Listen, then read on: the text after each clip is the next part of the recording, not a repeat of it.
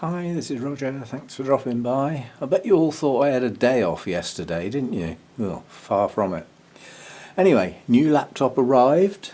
It isn't a new laptop, it's actually my laptop. So they obviously took it apart and fixed it, or replaced some bits, I suspect. They don't tend to fix much nowadays, do they?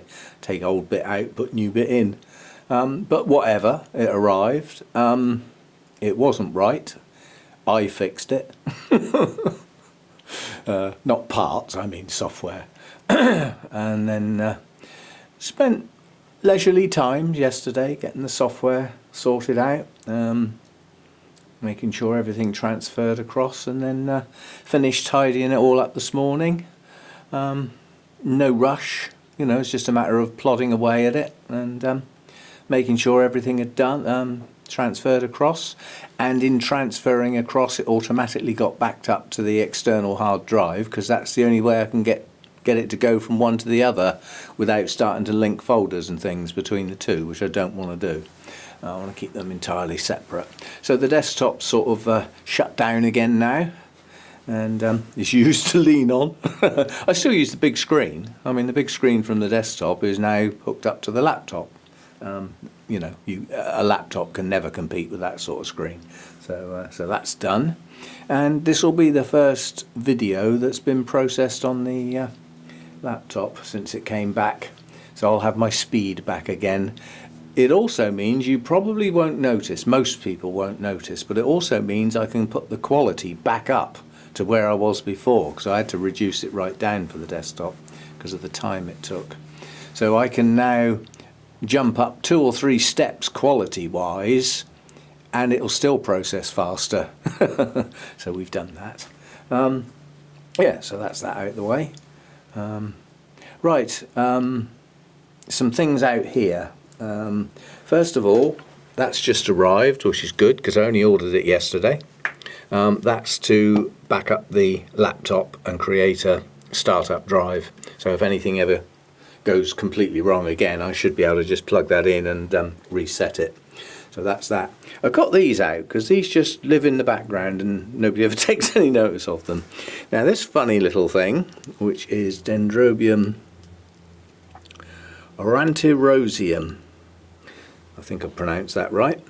If you can read upside down, you read it for your flipping self. But it effectively it's only ever found growing in moss. So I thought, well, we'll try growing it in moss then. It didn't have roots. It's a funny little thing. Can't even remember where the hell I got it from. I thought it came from Lynn, but she denies all knowledge of it. But it's growing. A little new growth coming out. So that's worked, because that sat there and did nothing for a very long time. So that's worked. And then the 2 Cuthbertsonii types, on their mounts were put in a tray of moss, basically, which holds water. This doesn't hold water. It's got little tiny holes in the bottom, so the water runs out. It runs all over my shelf as well. That was a silly watering it before I filmed it. Never mind. Whereas these don't. These don't leak. Now this one has grown a new growth, or is continuing growing a growth. It's not happy. It's far from happy. And I don't see any real new growths coming out from the base. But it's stopped dropping its leaves. That's the main thing. This one, however, has not stopped dropping its leaves. It's still at it. They come off very easily. These are effectively dead canes over here. They're never going to do anything. But over this side of the plant, we have activity. We do have new growths. Several. So it's starting to grow again. And maybe it will pull on. Maybe it won't. But if nothing else, the moss is growing. Moss is growing really well. Yeah. So, that's that going on. Watering today, I noticed my little Cattleya cernua has a bloom. I didn't even know it had any buds. But I should have known. This is a strange plant.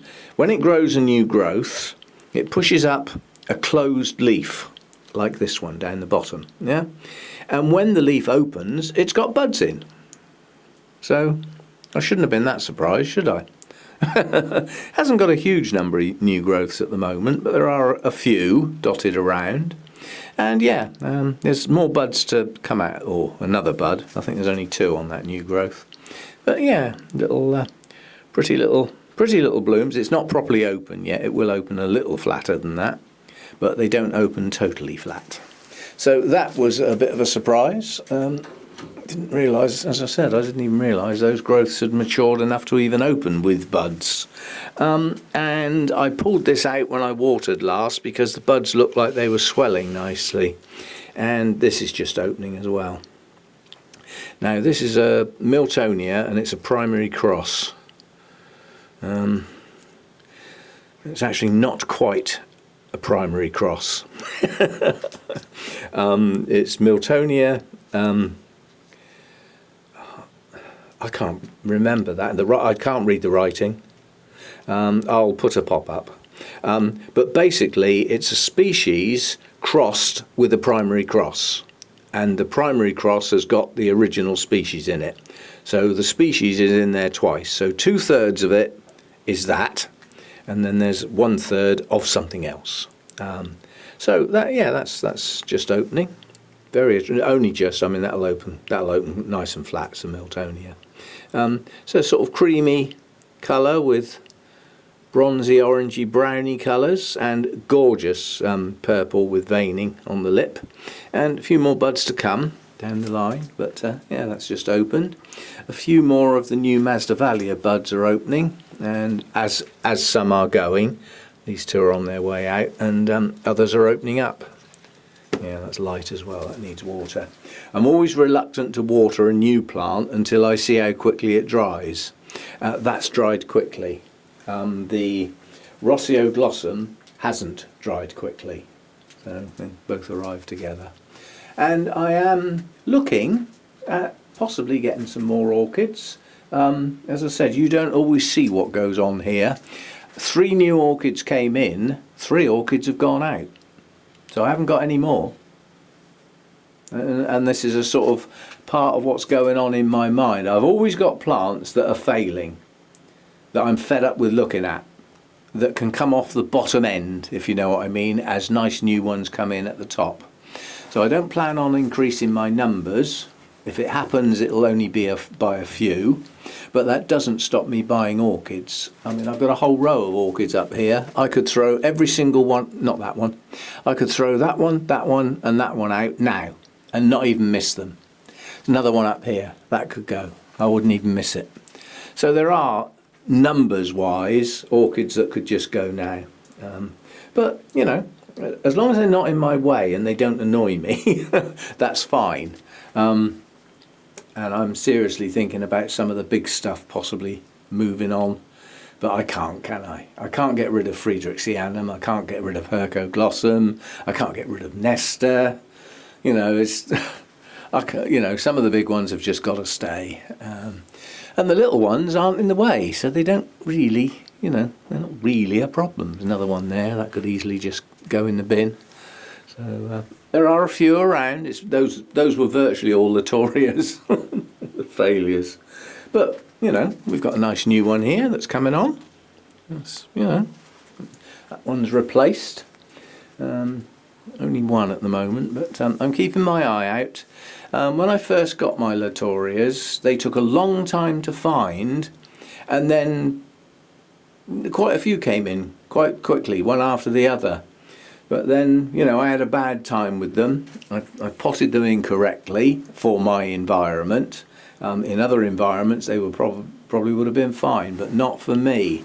So, and we had 2 successive heat waves, one year after the other.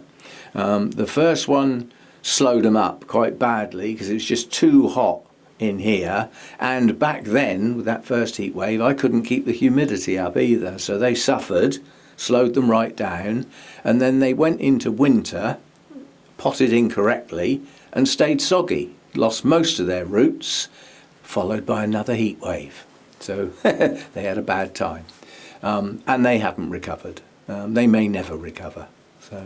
So I keep my eye out for some new ones. I don't need any more Oncidium types or Cattleya types. Don't really need anything, quite honestly, but you know, things will catch my eye every now and again. Plus I've got plants that are not doing well for whatever reason that could be replaced. So, you know, like if I saw a really good version of Dendrobium harveyanum, for instance, I'd just get it there and then. Because I had a good one once and it failed. I've still got a piece of it, but it's growing, well, it's not really growing, it's just not dying. It's just sitting there looking at me. So, you know, some plants could actually be replaced. So they would be new plants, but they wouldn't be a new plant on the list, if you know what I mean. We've got some Cattleya stuff to come in the not too distant future. These buds are starting to swell now.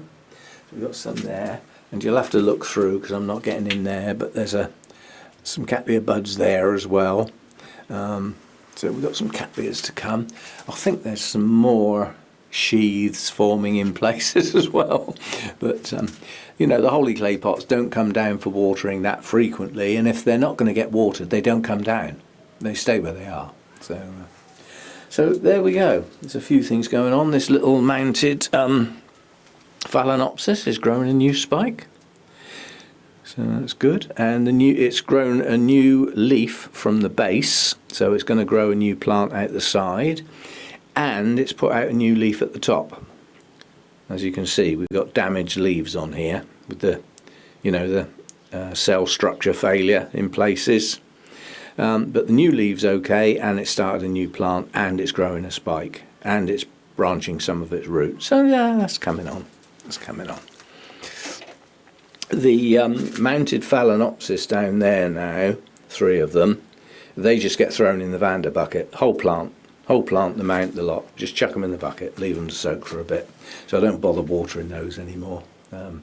They'll take the strength of the feed in the Vander bucket, no problem, and as long as we're not having cool weather, they'll dry quick enough not to worry about the soak. And, you know, it's always worth remembering, plants do feed through their leaves. So giving the whole plant a soak now and again, if it's the right sort of plant, and you don't keep the ground soggy or anything daft like that, it does do them some good. So, you know, I mean, people foliar feed frequently enough, don't they? Lots of people spray their plants with their feed. I don't specifically, but I do throw a few in there. Right, this is looking nice now, despite it not being what it's supposed to be. It is quite attractive, but it is not Victoria Regina. And as far as that individual is concerned, I sent an email on, I can't remember whether it was Friday or first thing Saturday. It's Tuesday midday now. I've had no response whatsoever. I'll give it a while, but the person has got plants for sale on eBay at the moment, so would be, you know, keeping their eye on eBay, I would imagine. If you've got stuff for sale, you tend to keep your eye on it, see if anything's sold, have a look in now and again, but I've had no response whatsoever so far. I will give it a while. And then I'm afraid, although it's not a very nice thing to do, I will put the name of that individual in a video and let everybody know that who it is. You then choose to do as you choose to do. But I will name the person if they don't do something about this. You know, so... and they have got quite a few plants for sale on eBay at the moment. It's a UK seller. Certainly not the one I normally use.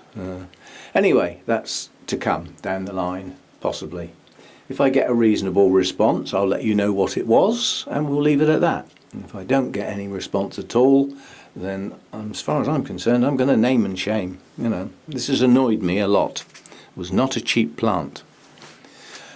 As far as my trip to Burnham's is concerned, I haven't heard back from Sarah yet, but she did post this morning that she had a good day yesterday. First day opening, quite a few of her regulars dropped in to say hello, have a look round, see what she's got and things, and she was pleased that the day went okay. She did say she'd get back to me this week about a visit and what she's going to do about the getting me a chunk of one of her Victoria Reginas. So we'll see how that goes. I'm not going to push it, but the planned visit is still on in my mind, but it will depend on... I'm not sure I want to go down there and visit if I'm not going to come back with that plant, if you see what I mean. So there's a dependency there. So we'll see how that goes. But a day out at Burnham sounds like a good idea, but I would want to justify it. It's a long way to go, you know, cost a fair old bit in fuel and that. And time. It's about a 2.5 to 3 hour journey, depending on whether you stop for any length of time. And quicker coming back because I don't stop on the way back. Anyway, that remains to be seen. So right, let's go and process this with my high-speed laptop, and yeah, and I'll see you next time. Thanks for dropping by.